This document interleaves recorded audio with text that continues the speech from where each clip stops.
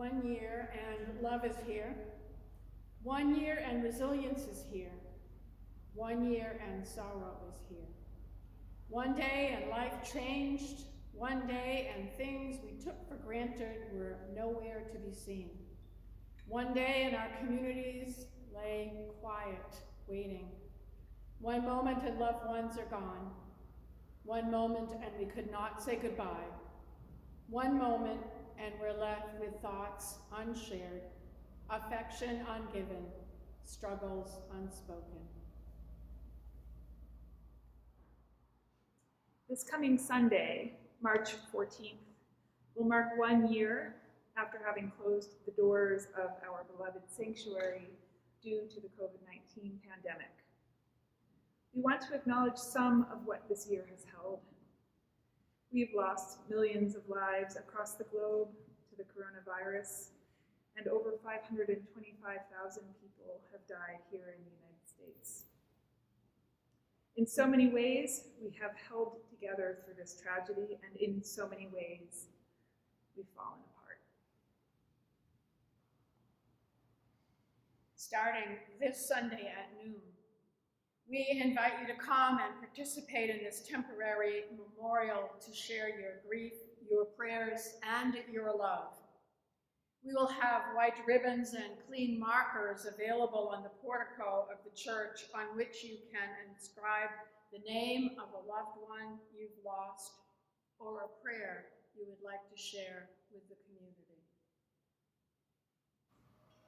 Church staff will be here on Sunday the 14th from noon until 2 p.m. If you can make it during that time, we'd love to see you. Or you can come by any time for the next 2 weeks.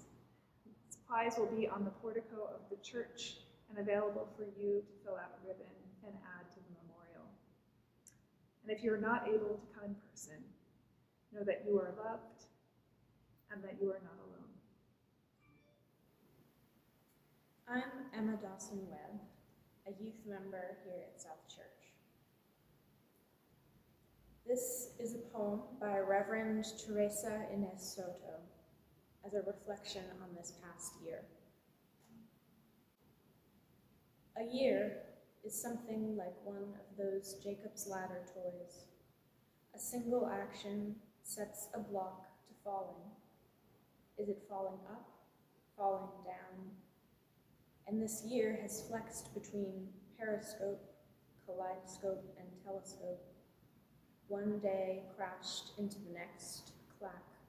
One challenge into the next, clack.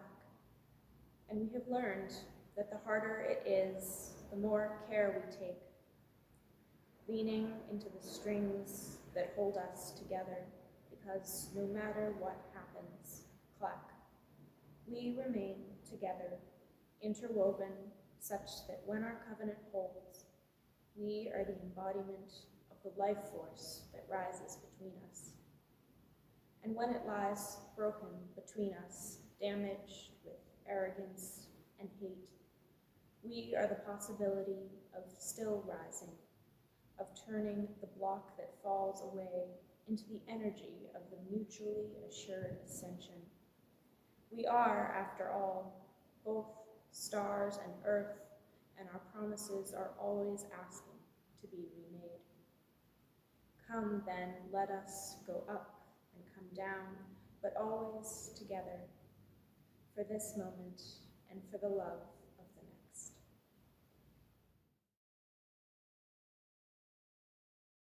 I'm happy to be here to remember my cousin, distant cousin, Susan Sikala, 54, age 54.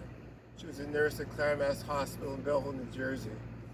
And my cousin Edward Twasto, age 73, who died Thanksgiving Day.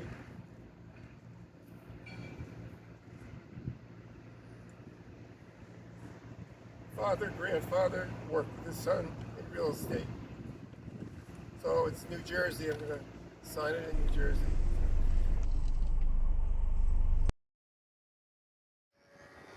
Hello, and thank you so much for this opportunity to speak about my mother. a wonderful woman. She was a public school teacher and taught people how to read for years and years and years in Shrewsbury, Massachusetts. As a young girl, she went to Radcliffe University and then to Yale, where she got her master's in reading. And she was one of those folks who just was a giver. She loved music. She loved us children. She was a great citizen. Even after she retired, she spent a lot of time in youth programs and teaching reading. She will be missed terribly.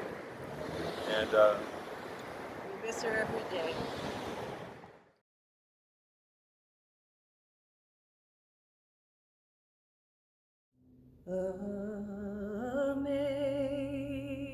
Amazing grace, how sweet